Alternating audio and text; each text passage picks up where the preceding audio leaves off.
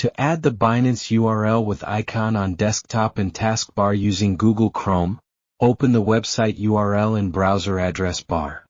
Click the three-dot menu in the top right corner of the Chrome window. Go to Cast, Save and Share. Here you can either install the page as an app or simply select the Create Shortcut button. You will have the option to name the shortcut. A shortcut will be created on your desktop while opening its folder in File Explorer. Close the browser window to view the shortcut on desktop screen. To pin the shortcut to your taskbar, right-click on it. In Windows 10 you'll see the Pin to Taskbar option directly.